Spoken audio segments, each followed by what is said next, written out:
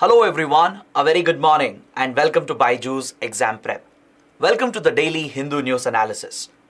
So first, let's take a look at the articles we are going to discuss today. From the Delhi edition of the Hindu newspaper, I have chosen 8 important articles. 4 articles for a detailed discussion from a mains point of view and 4 more articles which are relevant for your prelims. So let's cover all these topics as comprehensively as possible. Now before we begin, why don't you support us by pressing the like button, share these videos with other aspirants, and don't forget to subscribe to our channel. And also join our Telegram channel because after the session ends, we have a quiz on these topics. The link for the Telegram channel is provided in the description box below. So with this, let's get started with the analysis of today's The Hindu newspaper by first looking at this editorial from page number 10. This editorial deals with Aadhaar. It examines some of the limitations that are associated with Aadhaar. So the topic becomes very relevant for polity and governance. So let's understand the context in which the topic is in news and then get into the details of this article. See, recently, just a few days ago, Moody's, which is a very popular global rating agency, it came out with a report on digital identification systems that are used around the world. In this digital era, governments and even private entities, they largely rely on using digital identification to identify an individual. So in this report on digital identification services, which especially rely on biometrics, Moody's reported that these platforms, even though they have a lot of advantages, and even though they have transformed the way we transact and how governance is conducted, they do possess a number of risks. They do carry several limitations, especially with regard to your data security and your privacy. The report also points out that the usage of biometric details for verifying an individual can also make the platform unreliable. These are 2 major concerns that have been flagged by Moody's Investor Services. In this report, Moody's has specifically singled out India's Aadhaar system. It has flagged the limitations and risks under the Aadhaar system, which of course has been rejected by the government of India. Following the publication of this report, which identified some of the risks and limitations in Aadhaar, the government of India rejected this report of Moody's, saying that Moody's has not given any evidence or it has not cited any strong argument to justify these conclusions. So this brings to our attention the topic of Aadhaar and digital identification. Because in the last 1 decade or so, Aadhaar has definitely transformed governance and businesses in India. As you all know, Aadhaar is essentially a 12-digit unique identification system. Correct? The platform is maintained by the UIDAI, the Unique Identification Authority of India. And this was a flagship project of the then Manmohan Singh government, the then UPA government. The UPA government championed this initiative as a digital identification initiative, which has been further taken forward by the current Modi government as well. Today, several government schemes, several welfare initiatives of the government, several good governance initiatives, they are all built on the Aadhaar platform. And even several services that we avail in the economy, in the market, like opening a bank account, getting a new mobile number, getting a new mobile connection, or transacting in the capital market. For example, if you're investing in the share market or if you're investing in mutual funds, right? The middle entity, the stockbroker or the fintech platforms which handle your transactions, they all rely on your identification documents, and today Aadhaar has become the primary identification document. Because Aadhaar definitely has a number of advantages. First, it provides for a unique identification of the billion plus population of India, right? Almost 1.2 billion people are already enrolled on the Aadhaar platform. And it also captures your biometric and demographic details. So all resident Indians can get enrolled on the Aadhaar platform. They'll be issued a 12-digit unique ID, and each individual can be uniquely identified. Your identity can be verified uniquely through your basic biometric details like your fingerprints and as well as the scan of your iris or retina. These are the biometric markers which are used under the Aadhaar platform, right? Fingerprints and iris retinal scans are used along with capturing your demographic details like the place of your residence and other basic details. So this helps in identifying every single resident Indian uniquely, and it can play a very big role in delivering services, be it public services or private services. So today, Aadhaar has become a preferred identity document and address proof document. It has become a key platform for the government itself to deliver various services by implementing the direct benefit transfer scheme. The various benefits that government provides, like scholarships, pensions, even schemes like Manrega, right, which guarantees rural employment. All these schemes which involve an element of cash transfer today is being done digitally by using Aadhaar. This has ensured that leakages in the system can be minimized. The role of middlemen has been eliminated. The possibility of duplication of records, the possibility of ghost beneficiaries, that has been eliminated, and it helps in tackling corruption and leakage of government funds which are meant for welfare schemes. So definitely the Aadhaar system, along with the JAM Trinity, which has been championed by the Modi government, that is the Jan Dhan bank account, which is a financial inclusion initiative, where a bank account is opened for almost every resident Indian, along with Aadhaar and your mobile phone, your mobile connection. This completes the JAM Trinity. Your bank account, the Jan Dhan bank account, Aadhaar and mobile phone. Through this trinity, the government has brought a lot of efficiency into governance and delivery of public services. You can see a considerable efficiency in governance. This is a right step in the field of good governance. It has helped the government to plug leakages in welfare schemes and programs and tackle corruption, eliminate middlemen and ghost beneficiaries. So definitely, such a digital identification platform serves a number of purposes. Like I said, even private companies, startups, the fintech companies, they're all relying on Aadhaar today for providing paperless real-time transactions.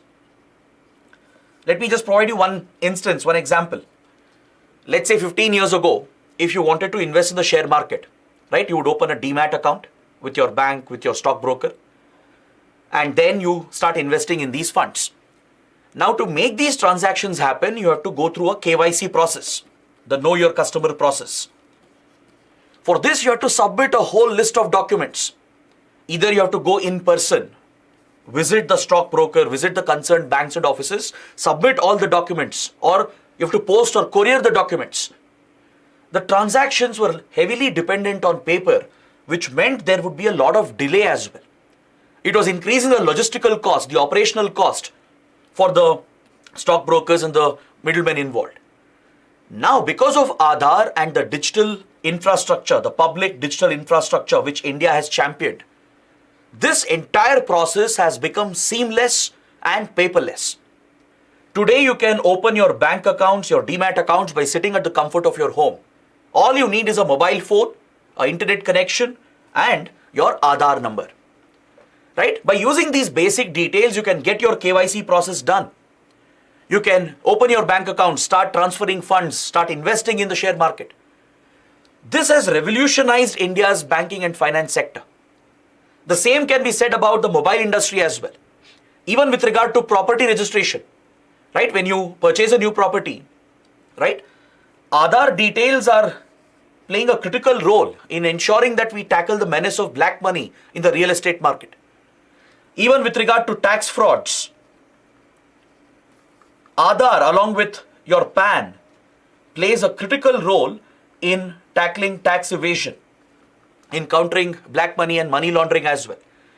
So Aadhaar definitely has a lot of benefits. Any such centralized digital identification system can definitely bring in a lot of advantages. Is that clear? So this is one side of the argument.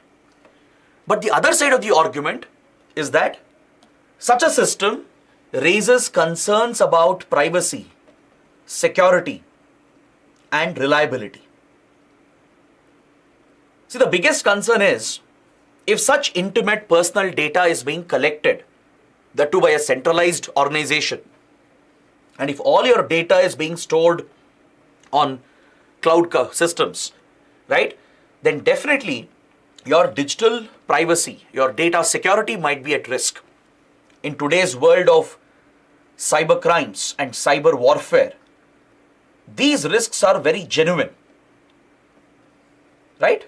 Any unauthorized access or any leakage of this data could compromise your privacy and security, and this could harm your financial well-being and your safety and well-being in general. The other concern is the reliability of the system.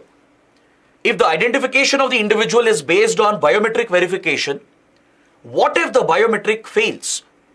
What if fingerprint-based verification or iris retinal scan-based verification does not work properly at the ground level, at the level of banks, panchayats, right, where government benefits are being directly transferred to the beneficiaries? What if these biometric verification systems don't work?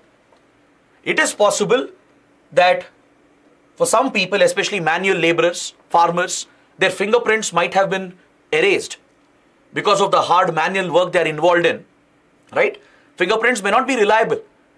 There are cases where genuine beneficiaries have lost out. They have not been able to access the government benefits. They have been left out of the system because of the unreliability of the system. There have been cases where data privacy, data security have been compromised. So these are some major concerns that have always been associated with Aadhaar. In fact, there was a historic case at the Supreme Court as well a few years ago regarding the privacy concerns raised by Aadhaar. Of course, eventually the Supreme Court upheld the constitutionality of Aadhaar, and the government has introduced a law as well to provide the legal backing for Aadhaar. But still, the concerns remain. And that is exactly what Moody's is flagging. In this report brought out by Moody's Investor Services, this global rating agency is flagging some major risk factors and limitations about Aadhaar and centralized digital identification systems around the world. Is that clear? The first major concern expressed by Moody's is about unreliability of biometric verification. Moody's says that in hot and humid countries like India, especially manual workers, farmers, etc., in their case, biometric verification may not be reliable. This is a claim that Moody's is making. But the government rejects this claim because Moody's has not presented any evidence. Moody's is just coming to a conclusion. It has not presented any data or any evidence to show that biometrics under Aadhaar is not reliable. These concerns have been there. Critics have always pointed out the concerns, but the required evidence has not been provided by Moody's, and it is drawing this conclusion. So that is why the government of India has rejected the report of Moody's. But definitely one should pay attention to this issue, because since the inception of Aadhaar, critics have always raised this concern. If biometric details cannot be verified on a reliable basis, there is a possibility that genuine beneficiaries of government schemes will get left out from the government initiatives. So those who are supposed to receive pensions, scholarships, those who are supposed to get their wages under Manrega scheme, they may not get the funds just because their fingerprints couldn't be matched, because of a technical glitch, because the fingerprints have been erased or the biometric system is not very reliable, right? The beneficiaries might lose out, thus creating a inequality within the system, right? So that is one major concern that has been flagged in this report, but the government has rejected it. The other concern is about centralized data. If personal data is being collected and stored centrally, and if it's being managed and regulated by a central agency like UADAI, there will always be a concern about privacy and data security. There is always vulnerability with regard to cyber crimes and cyber attacks. So in this regard, Modi suggests that governments around the world should move towards decentralized digital identity instead of having centralized identification systems. So this brings up the debate between centralized ID systems and decentralized ID systems. In a decentralized digital ID system, blockchain technology can be used to secure data and provide individual users more control over their data. Blockchain is the foundation technology for your digital currencies and cryptocurrencies. It's basically a decentralized ledger, a decentralized register, where copies of data is maintained by a peer group. It's not maintained by one centralized organization, but by a decentralized peer network. So when such a decentralized register is maintained, right, the chances of fraud, chances of wrong entries, chances of misuse will be very, very less. This is one advantage of blockchain technology, which can be applied for creating a digital ID system through a decentralized framework. So Moody's is supporting this idea. It compares the digital ID platforms around the world, including our Aadhaar system. They're all centralized ID systems right now. So Moody's is suggesting a better alternative, which is decentralized digital ID platforms. So this also brings up a very, very important point. But don't forget, there have been concerns with our Aadhaar system, valid concerns, which have been flagged by various authorities, including the CAG of India, the Comptroller and Auditor General of India, just last year had conducted a thorough audit of UADAI, and it had raised some concerns on similar lines. The CAG audit had pointed out that there have been instances where data privacy, data security have been compromised. There have been instances where reliability of biometrics has come under question. Despite the Aadhaar system, CAG has found duplicate records under the name of same individuals, under the same details. Duplicate records have been found. The whole purpose of Aadhaar was to avoid duplication, to filter out ghost beneficiaries. But such flaws are still present in the system. So CAG report gives us a great insight into the risks and limitations that are still associated with Aadhaar. The government simply cannot dismiss them. Instead, the government should conduct regular periodic review of the system and accordingly take a course correction. See, no doubt Aadhaar is a transformative system. It has transformed the governance landscape, the digital landscape in India. No one is calling for abolition of Aadhaar, but an improvement in the Aadhaar system so that we can deal with these risks and limitations. So this requires the government to acknowledge the problems that are present, conduct an open review, regular periodic reviews, identify the limitations and risk factors, and accordingly carry out a course correction. That is what the editorial is asking for. So I feel this is a very, very important topic under polity and governance. So I hope you guys have understood all the key points. Now let's move on to another important column from page number 10. This column, written by Aziz Amin, who was one of the top officials of the former Afghan government. In this article, he is examining the internal security situation in Pakistan. Currently, Pakistan is not just facing a major economic crisis, it is also dealing with a very serious internal security risk. Now, some of you might wonder, how is this relevant for India? How is it relevant for our exams? This topic is definitely relevant for India, because whatever happens in our neighboring countries, any adverse development, will have a direct bearing on India's national interests. The economic situation in Pakistan and the internal security situation in Pakistan has a direct impact on India, and given the risks that arise from Pakistan, especially terrorism, and given that we have standing disputes like Kashmir dispute, and given that Pakistan has been a state sponsor of terrorism against India, these internal developments of Pakistan are of great significance for India. The government of India, the Ministry of External Affairs, and even our intelligence agencies, they keep a close watch on such internal developments of our neighbors, especially Pakistan. So let's see what the writer is talking about. Let's quickly understand what is the core argument being made by the writer. Here you can see the map of Pakistan and Afghanistan. Parts of India also can be seen here. This boundary between Afghanistan and Pakistan is called the Durand Line, drawn by the Durand Commission. When British India drew boundaries with Afghanistan following its failed annexation of Afghanistan, this boundary was drawn up, the Durand Line, which even today marks the boundary between Afghanistan and Pakistan. Now, this has been a very sensitive, delicate region, especially since 1980s.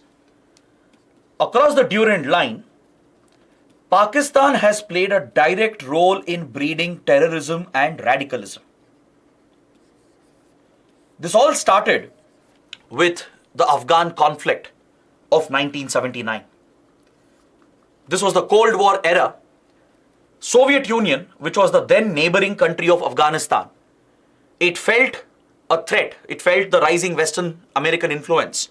And to counter the American influence, the USSR invaded Afghanistan and occupied Afghanistan in 1979. You can see here in the map, you can see Central Asian countries like Turkmenistan, Uzbekistan, Tajikistan. These were all former Soviet republics. So Soviet Union was an immediate neighbor of Afghanistan, and it was deeply concerned about losing influence as Western influence and American influence was rising in the country. So as part of their Cold War geopolitical rivalry, to counter the American influence, the USSR invaded Afghanistan, captured the country, and it stationed troops in Afghanistan. So this was seen as an opportunity by the United States, and it aligned with Pakistan to raise the Afghan Mujahideen as a resistance force against the occupying Soviet troops. The US launched a covert war to target Soviet forces in Afghanistan by working with Pakistan and few other like-minded countries.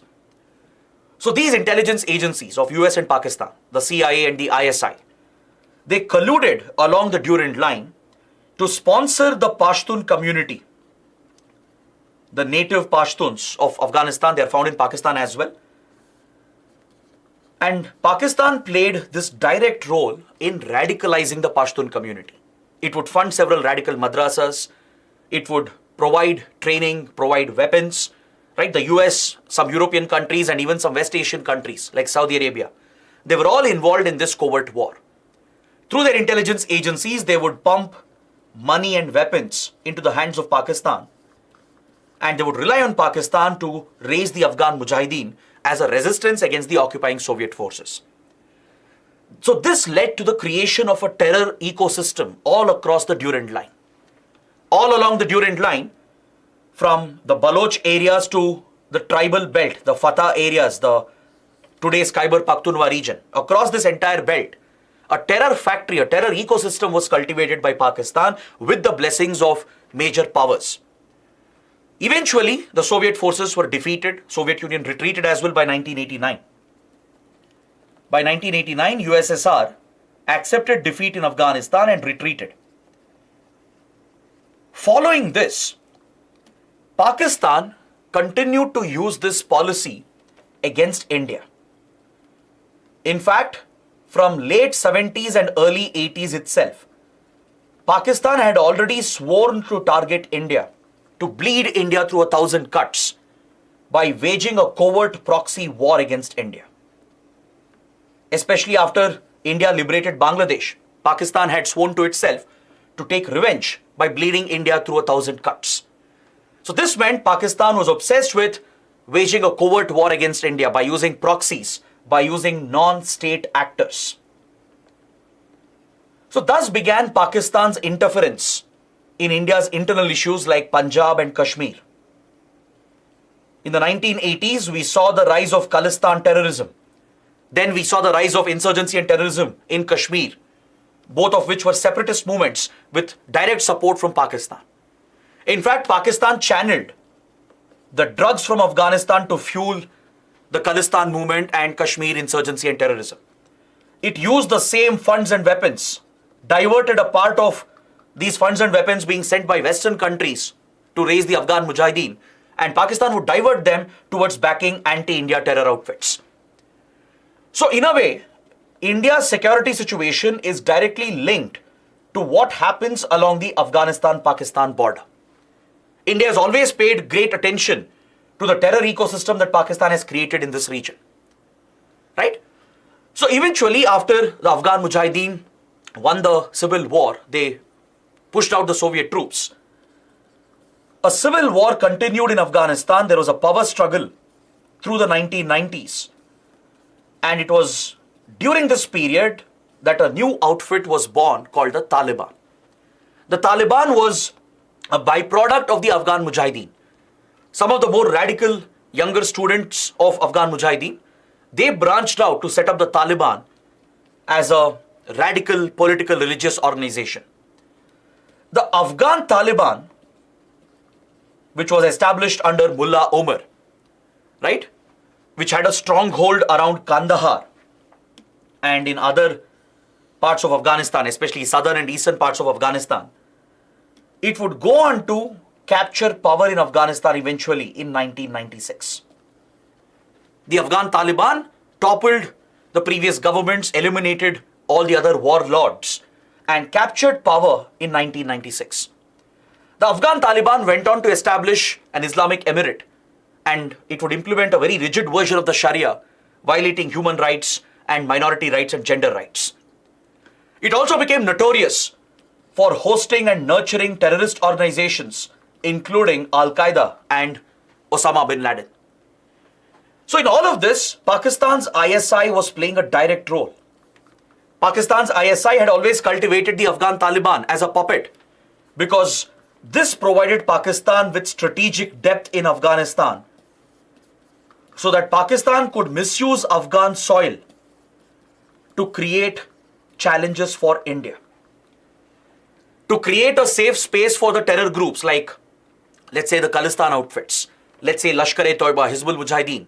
All these are India-specific terror groups created and nurtured by Pakistan. So to provide them a safe operating space, Pakistan has always desired control over Afghan territory, over Afghan soil. Pakistan sees this as strategic depth against India, as it can easily breed anti-India terror organizations. So in a way, Pakistan made a policy choice. It has bred and cultivated terrorism as a matter of policy against India, and it continues to do this even today. And the problem with breeding radicalism and terrorism is that the one who is sponsoring these outfits will never be able to control them.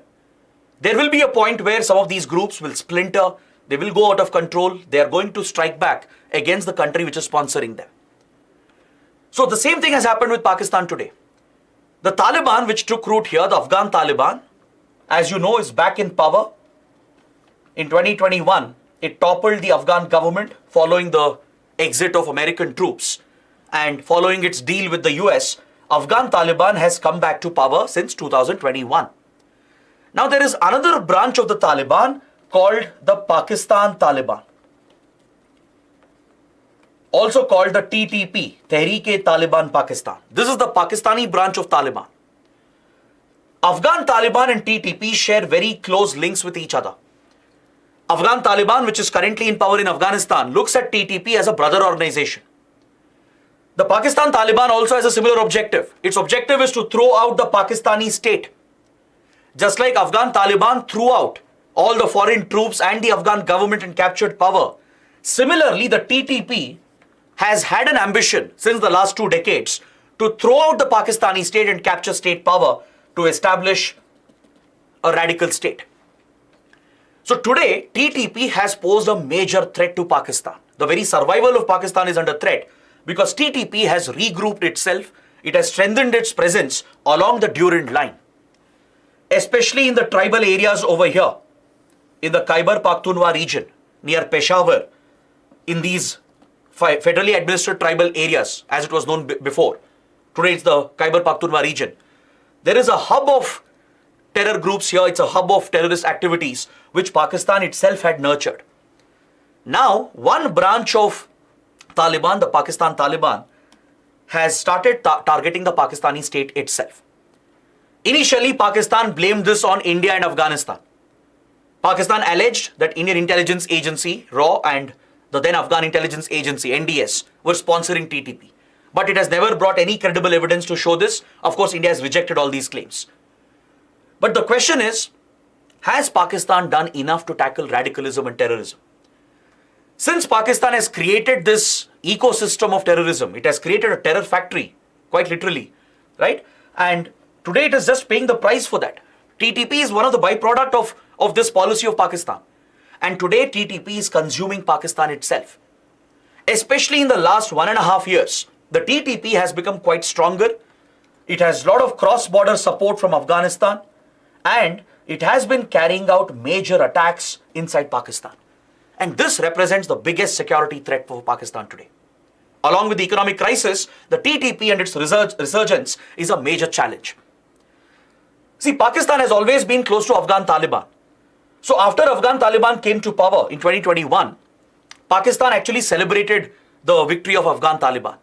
Because Afghan Taliban has always been like a puppet of Pakistan's ISI and the Pakistani army. So now that Afghan Taliban had captured power, within the Pakistani deep state, the army and the ISI, there were celebrations that a group they had nurtured has now captured power in the neighboring country. So Pakistan believed that it could control Afghanistan via Afghan Taliban. But Afghan Taliban has rejected this interference from Pakistan. It is today establishing a stronger governance on its own, and it's trying to distance itself from Pakistan. Initially, Afghan Taliban mediated a settlement with TTP and the Pakistani government.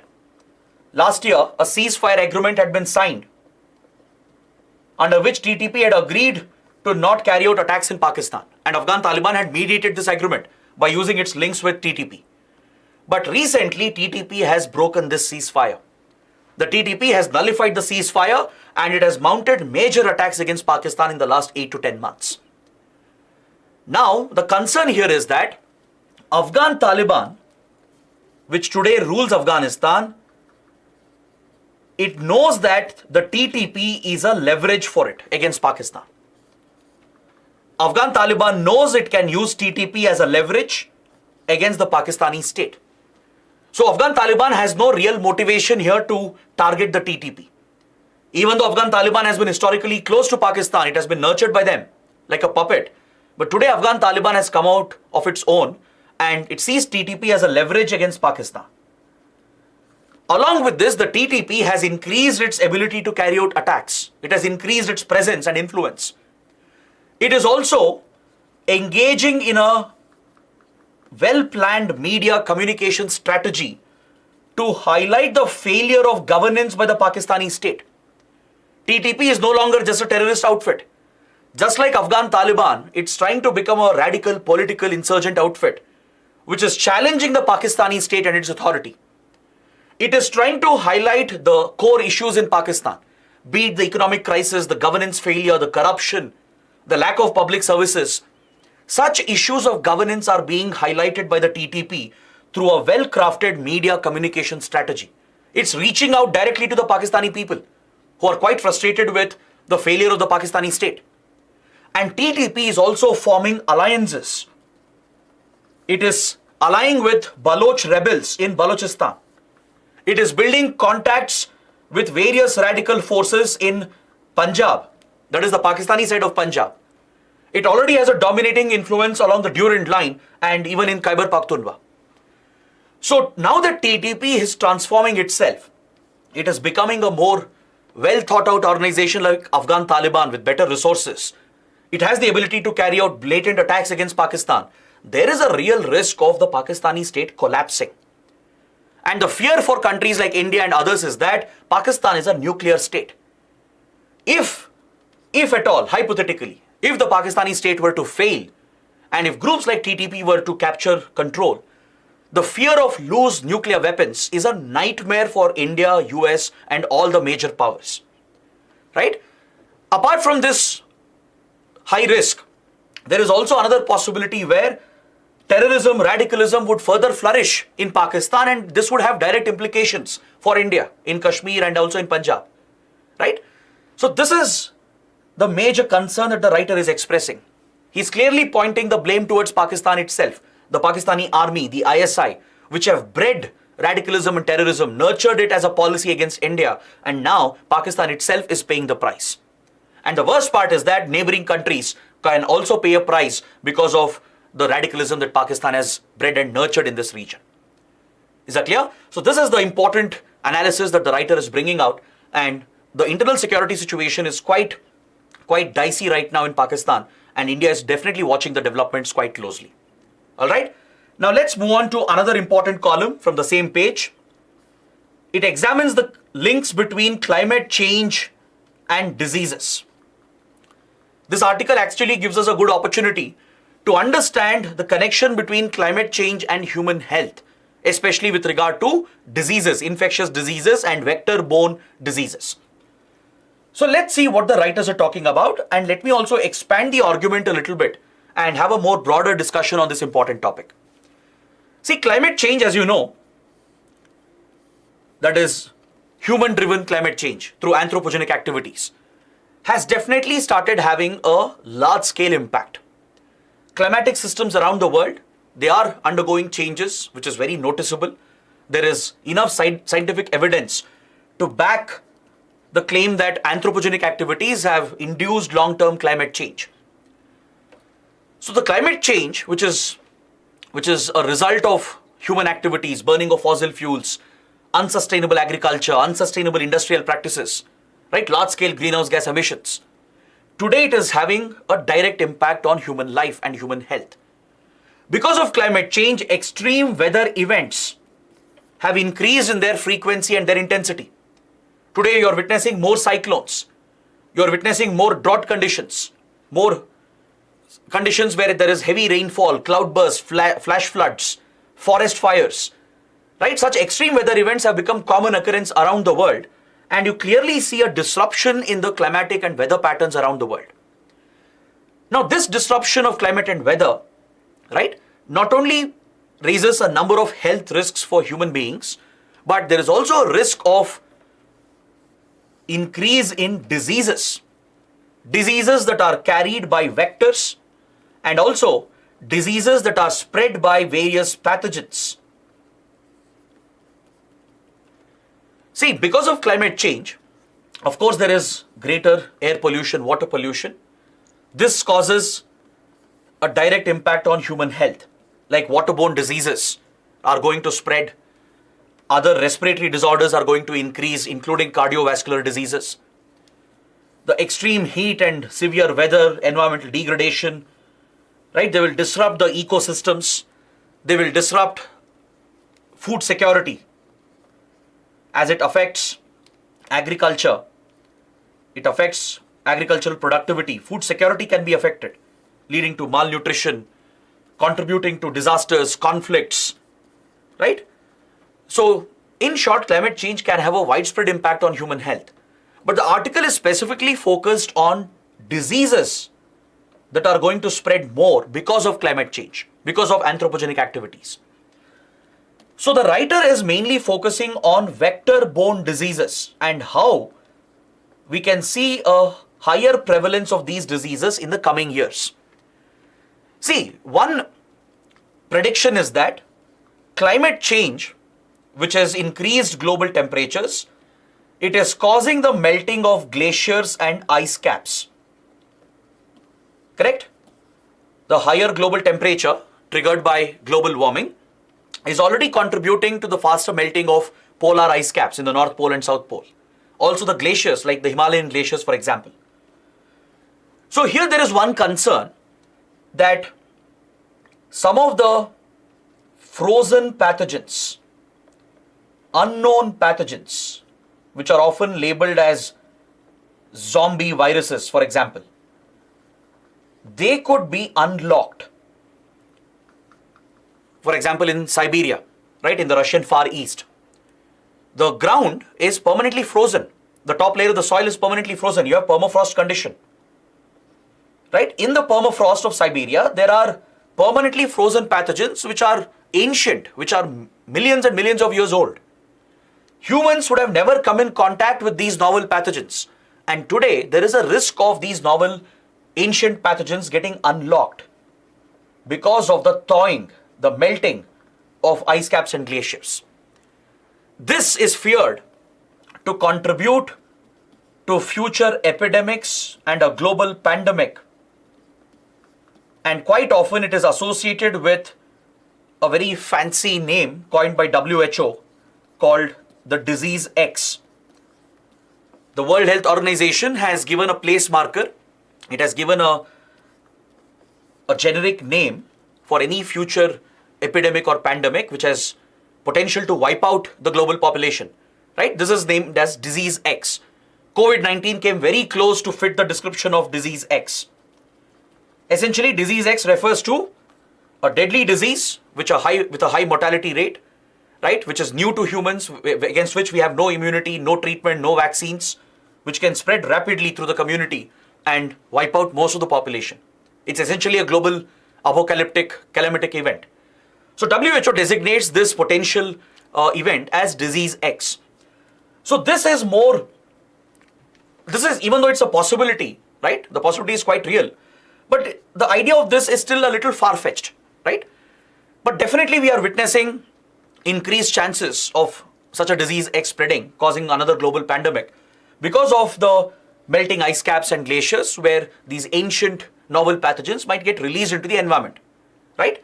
So that is one concern. But other than that, there are other diseases which can increase in their prevalence, in their infectivity, right? In their spread. We can see regular diseases like, let's say, influenza or even dengue, malaria. And as we recently saw, the outbreak of Nipah in Kerala, the West Nile virus and other known pathogens, even their spread could increase. That is what the writers are drawing our attention to. We should not just focus on the more fancier ancient zombie viruses and pathogens which potentially could trigger the future pandemics, which potentially could fit the bill of disease X. We should also pay attention to other diseases, especially vector-borne diseases. Because climate change is altering our ecosystems. And please understand, these vector-borne diseases that are carried by vectors like mosquitoes, for example, right? They themselves are undergoing a change. Even the animal host, the reservoir, like bats, pigs, birds, cattle, dogs and cats, these act as either hosts or reservoirs of various deadly pathogens. So all these species, they are undergoing changes, they are under stress because of climate change. The vector ecosystem, the vector ecology could change because of changes in rainfall, changes in temperature, changes in precipitation, changes in humidity levels, right? This affects the ecosystem, which in turn affects the species and their genetic structure as well. The pathogens themselves might mutate, and you might see genetic changes happening in the structure of the pathogens itself, making them more virulent, increasing their reproductive rate, making them more dangerous. So this is where the world needs to pay attention, according to the writers.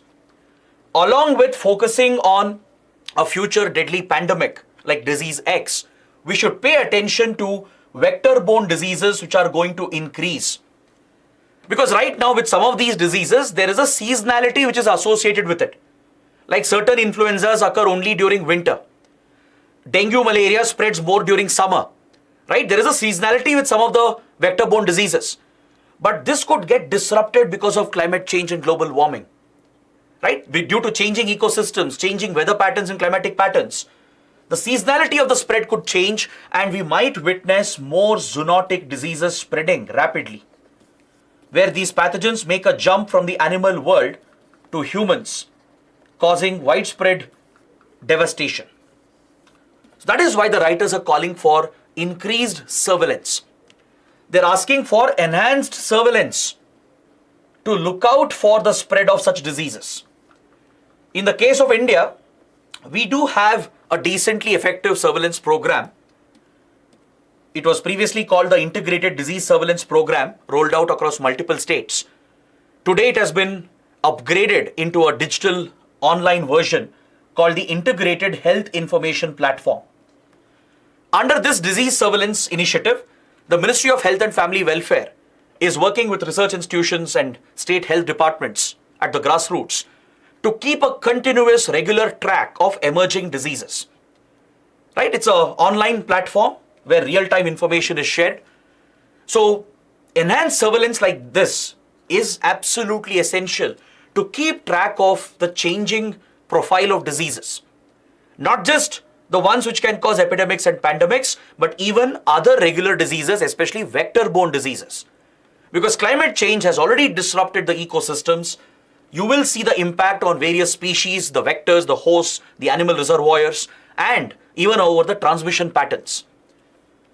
So that is why the writers are saying that we should pay more attention to disease surveillance, come out with strategies to prevent and contain the spread and provide better treatment in order to minimize human damage and human risk. That is the crux of the argument the writers are making. All right. So now let's move on to the fourth article that deals with Nepal and China relations.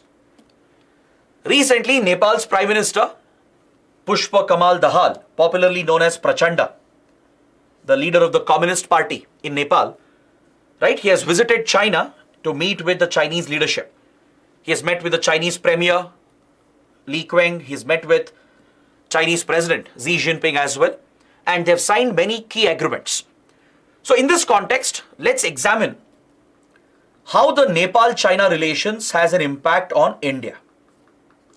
Because traditionally, Nepal has been very close to India. India set up Nepal as a buffer state to shield India from any aggression of China.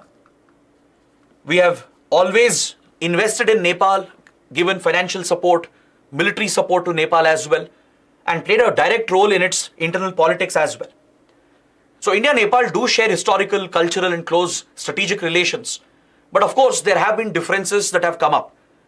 India has been alleged to have excessively interfered in Nepal's internal matters, right, in the last 30-40 years.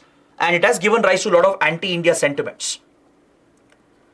There have been certain Nepali leaders like KP Oli, the former Prime Minister of Nepal, who was deliberately seen to be taking a pro-China position and taking anti-India steps.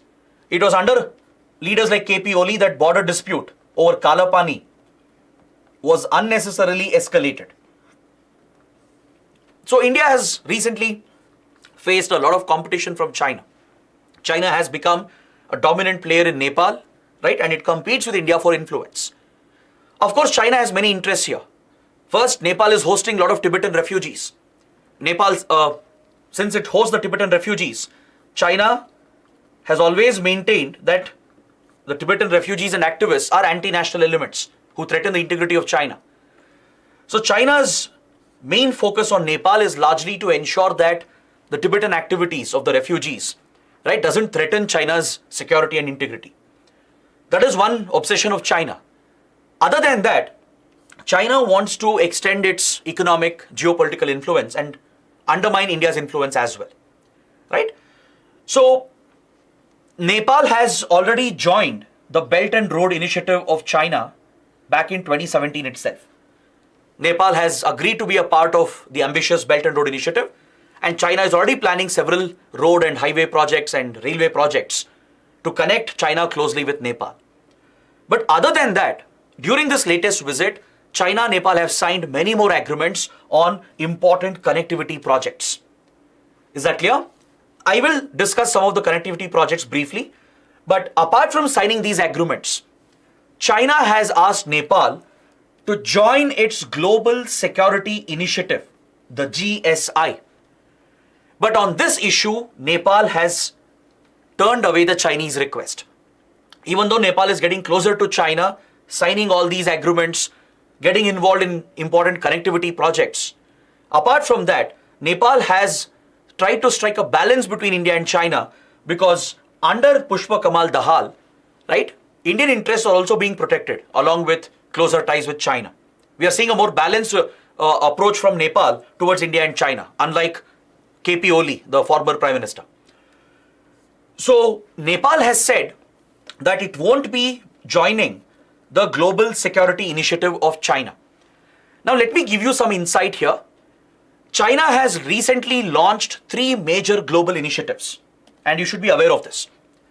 Apart from its Belt and Road Initiative, which is a global connectivity infrastructure project which Xi Jinping has pushed. Right? It's been a pet project of Xi Jinping. He's been pushing it from 2012.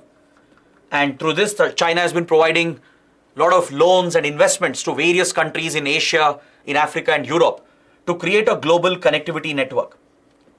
Right? It involves a mix of highways, railway lines, pipelines, etc. Other than the Belt and Road Initiative, recently China has pushed 3 global initiatives. One of them is the Global Security Initiative. In the earlier part of 2023, in February, March 2023, that is when Xi Jinping proposed the Global Security Initiative. Under this, China is trying to change the international order. It's trying to push the world away from Western dominance, from American dominance, and based on Chinese principles, it is trying to champion its own international order.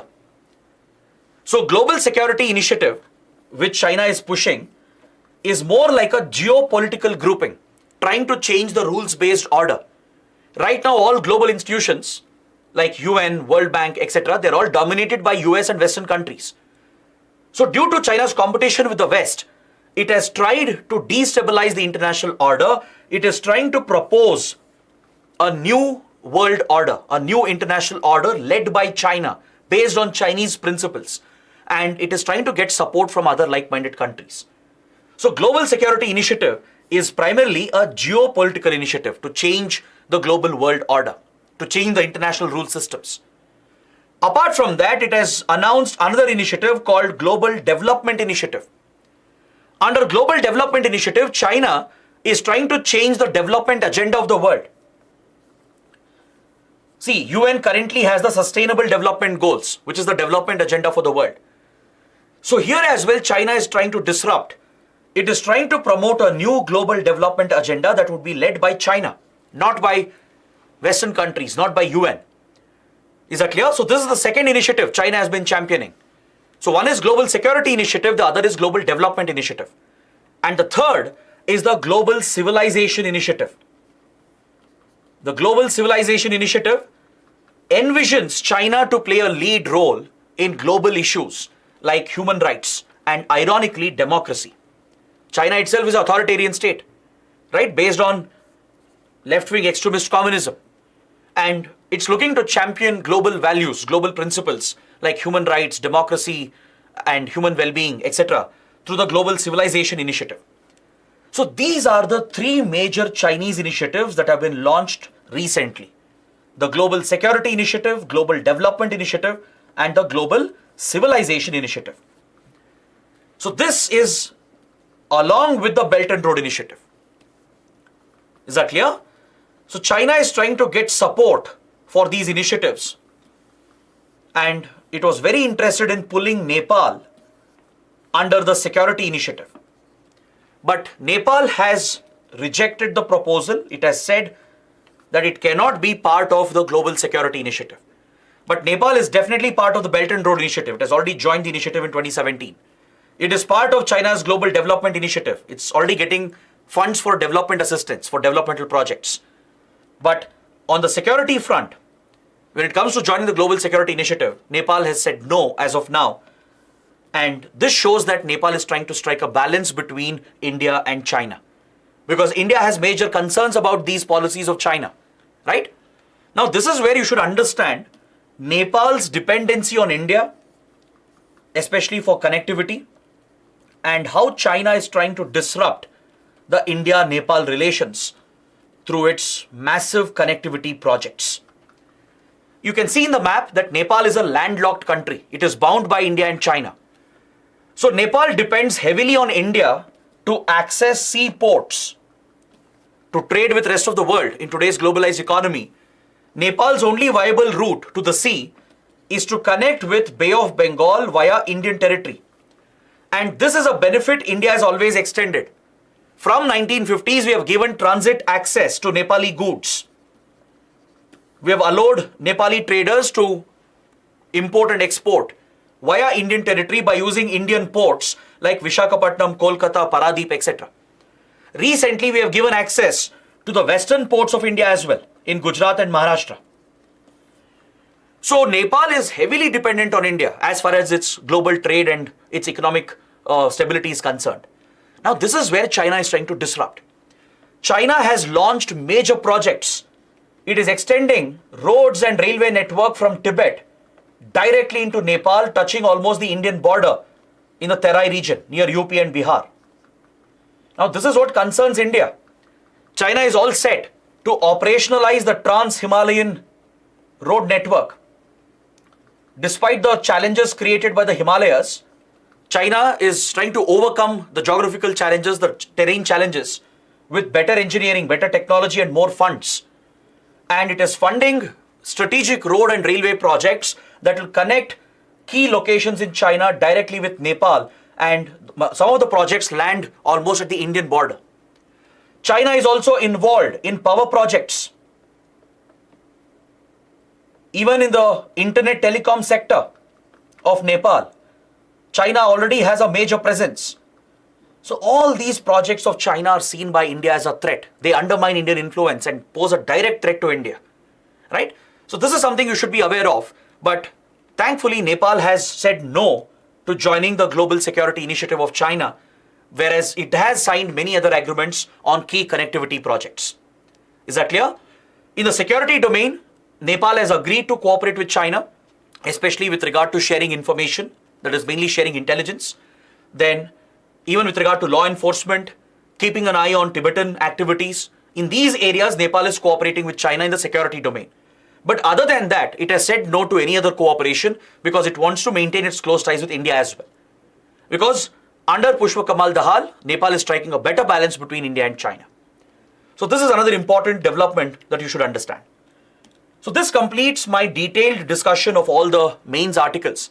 Now let's head towards the prelims section and take a quick look at the smaller articles. On page number 8, we have an article referring to balsams. I think it's a very important topic for your prelims. Balsams are also called touch-me-nots. It's a endemic plant species found in southern Western Ghats. There are hundreds of types of balsams which are endemic to India. Some of them, of course, are found in other parts of the world, but some of them are endemic to India. There are hundreds of different species of balsams, right? You can see them here. They're very popular because when they bloom, when the flowers bloom, they look very pretty. They add recreational value and it brings tourist potential to the region wherever the balsam blooms are present. Now, especially to the south of the Western Ghats, that is after the Nilgiri ranges, towards Annamudi, the highest mountain in Western Ghats, right? And towards Munnar, then towards the Periyar Tiger Reserve, the Silent Valley National Park. In this area, you find these balsam blooms. There are at least 46 different species of endemic balsams found in Kerala itself, right? So along with their recreational value and tourist value, these flowering plants, they are important climate indicators. They act as climate change indicators. Is that clear? Any change in climate, any adverse development will be seen in the population of the balsam plants. If there is a long-term change happening in the climatic system, in the ecosystem, right, the population of these plant species will decline, which can be used as an indicator by experts to identify the impact of climate change and the impact of pollution caused by human activities. Understood? So that is why this article is relevant. They are popularly known as touch-me-nots because they are touch sensitive. They do react to external stimuli, and any touch will cause the seeds to burst out. That is a unique way of distributing seeds. These flowers, right, eventually will give rise to seeds. And how the seeds disperse is that if there is an external stimuli through touch, through contact, the seeds will burst in the nearby region, it will spread, it will blast out in the region. That is how the seeds are dispersed in this plant species. That is something unique about balsams. All right, that's why they're called touch me not.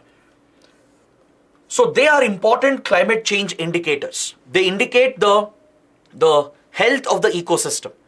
All right. So just have this basic awareness that balsams found in Western Ghats, they act as an indicator of the ecosystem. Any adverse development, any pollution, long-term climate change will directly reflect in the population of the balsam species. All right. Next, another article on page number 16 related to salt consumption by Indians. Recently, we had a discussion on how dangerous excessive salt consumption can be to human health.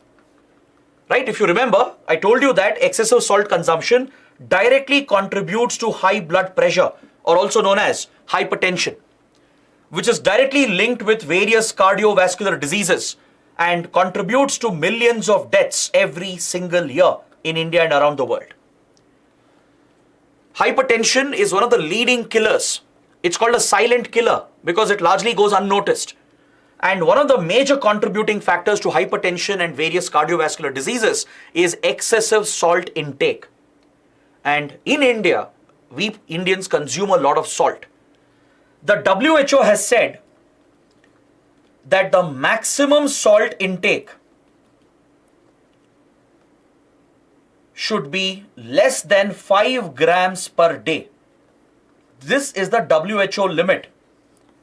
You should not be consuming more than 5 grams of salt per day. An individual should not consume more than 5 grams in any form, be it cooked food, home food, or processed food. Collectively, you should not consume more than 5 grams. If you're crossing this on a regular basis, right, if your average salt intake is above this, you are making yourself more vulnerable to high blood pressure, which in turn contributes to various cardiovascular diseases. So since India faces a very high burden of cardiovascular diseases and hypertension, recently a study was conducted by the Indian Council of Medical Research, ICMR. ICMR has a program to carry out surveillance for non-communicable diseases, the National Non-Communicable Disease Monitoring Survey, to identify the spread and prevalence of non-communicable diseases. There is a monitoring program which is run by ICMR. This latest study has shown that an average Indian is consuming 8 grams of salt every day. All of us are consuming 8 grams of salt on average per day. In the case of men, it is 8.9 grams. In the case of Indian women, it's around 7.1 grams. Now, this is very, very disturbing. This is quite high compared to the WHO standards. The WHO has set a global target to reduce salt consumption and achieve a reduction of 30% in salt intake by 2025. This is a global target. By 2025, within 2 years, the world is supposed to achieve a 30% reduction in salt intake. India is making some efforts. The Food Safety Standards Authority of India has laid down standards for salt consumption, salt usage in the food industry. Right? It is trying to spread awareness as well because many people are not even aware. But the problem is with Indian diet and with Indian lifestyle, especially employed people who are working, right? They largely rely on outside food, hotel food, processed food. Your processed food like chips, various sauces, tomato ketchup, your mustard sauce, peanut butter, papads, right? And especially pickles and chutneys. They have very, very high salt content. Right? And we consume this on a regular basis. Even home cooked meals in India generally are higher on salt compared to other countries. Right? Even dairy products like cheese, various milk products, butter, they're all loaded with salt. So these risk factors have been flagged by this survey. Right? This is because we people don't have much awareness regarding the deadly impact of salt intake.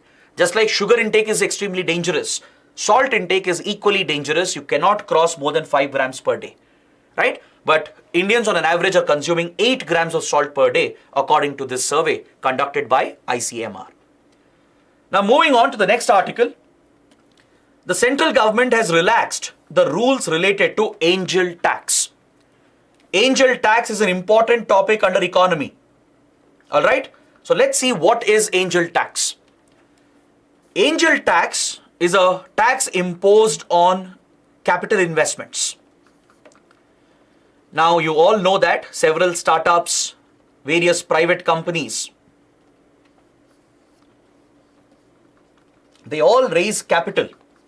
They bring in funds as investments, right, by selling their shares. I'm talking about unlisted companies, companies which are not listed on the stock market. So several unlisted private companies, privately held companies and startups, one way of funding their growth, scaling their growth is to attract capital.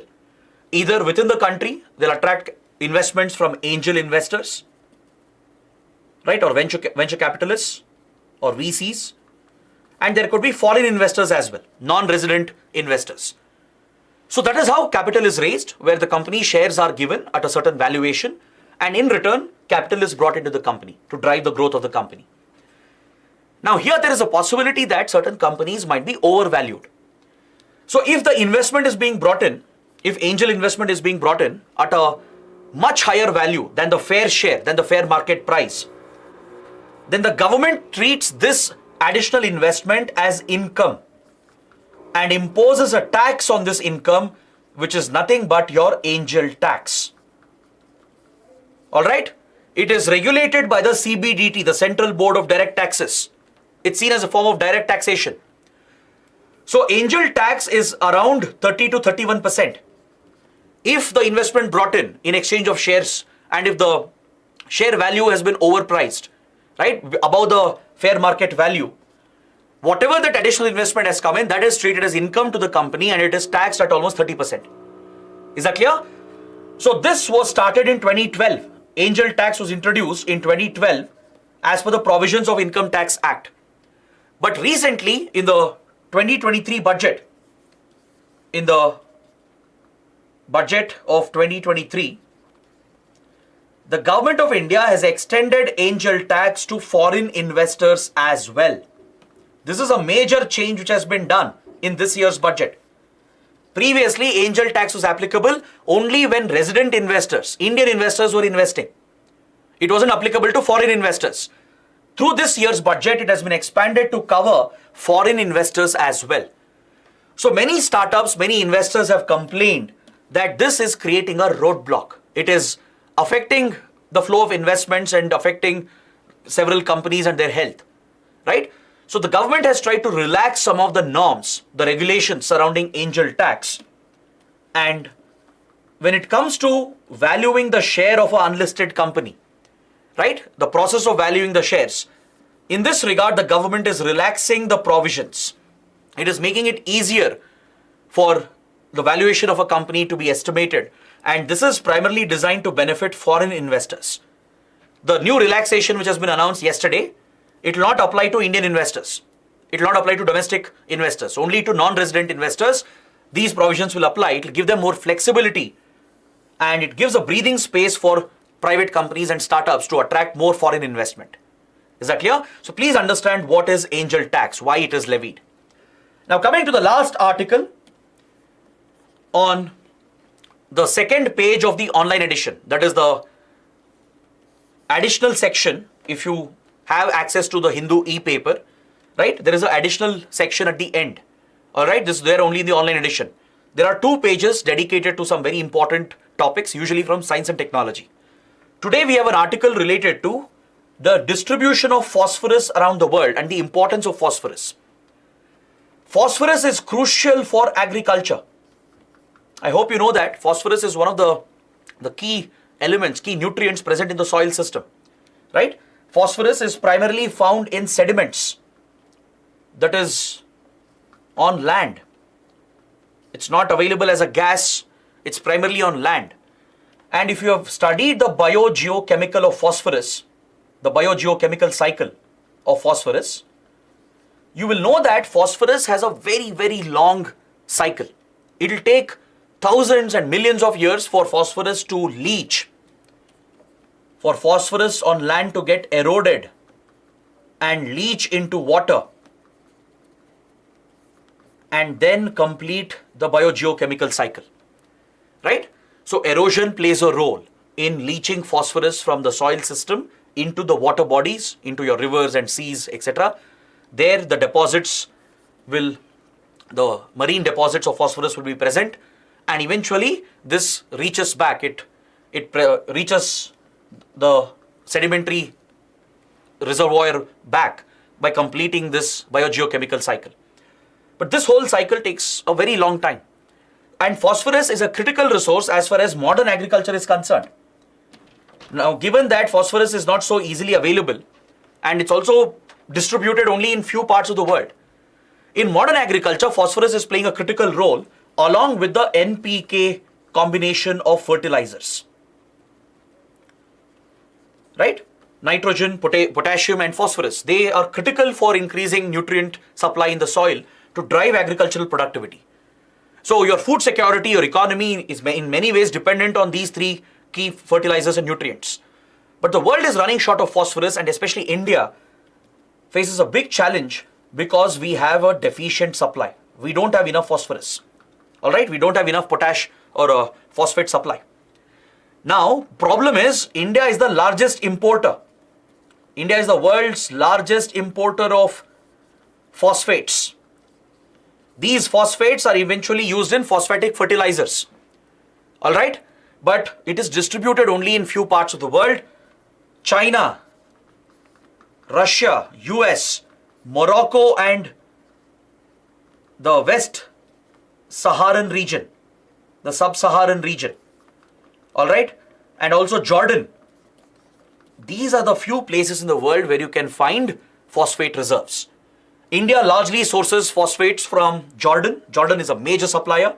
Even Morocco and the West North Africa region, the Sub-Saharan region, and some supplies from Russia, US and China. As you know, any such dependency on China is dangerous. China generally uses such dependency for geopolitical advantages. So India is wary of depending on China because there is a clear geopolitical angle when it comes to such critical resources which are present in scarce quantities. Procuring from Russia has become a challenge because of sanctions, right? So as we depend more on Morocco, Jordan and this part of West Asia and North Africa, India has a greater vulnerability here. Because as I told you, phosphorus is a scarce resource. It's not present as a gas, it's present in the land, in our sediments, and it leaches into water. The problem is here, this process of leaching of phosphorus into water can cause algal blooms and eutrophication, which is an environmental hazard. And along with that, if you depend more on phosphorus from Morocco and the Saharan region, it is contaminated with cadmium. Because here phosphorus coexists with cadmium in sub-Saharan Africa. And I hope you know that cadmium is a toxic heavy metal, very dangerous to human health and to the environment. So this is where India is finding it challenging to source phosphates, which is so crucial for agriculture. All right. So it's a very, very important point the article is raising. You should know the distribution of phosphorus. What is the dependency? Why do we depend on phosphates? Right? And what are the risks associated with it? The environmental risks, the pollution risk. That is something you should be familiar with. So I suggest you please go through this article in detail as well. Right? I've just given you the basic idea for your prelims, but try to read this article if possible, along with two more articles. There are two more articles I would like to bring to your notice, to your attention. In the front page, there is an article on judicial vacancies regarding how the recommendations of the collegium has been disrupted by the government. The government is not taking all the recommendations regarding appointment of judges to high courts and Supreme Court. And there are plenty of vacancies, especially at the level of high courts. This points to the constant challenge between the executive and the judiciary regarding judicial appointments. So just go through the article. We will have a discussion on it in the coming sessions. It's a developing story. There's another article where it's mentioned that Afghan Taliban has reached out to India asking India to recognize the Afghan Taliban government. Now, Russia is supposed to host a meeting with Afghan Taliban, and India also has been invited. India is sending representatives. So as part of this process which Russia is leading, right, Afghan Taliban is seeking out recognition from India, right? So that is another interesting development, which is still a developing story. We will continue to track and discuss that in the coming sessions. So please pay attention to these articles as well. And other than that, you don't have to go through anything else. This is more than sufficient. So I hope you guys have understood everything. Please take up these questions for your answer writing practice. Write the answers and post them in the answer writing portal, for which link is present in the description box below. Also head to our Telegram channel. We have a quiz on these topics. Again, the link is in the description. And if you liked the session, you know what to do. Press the like button, share your comments, and do subscribe to the channel. So that is it. Thanks for watching. Have a good day.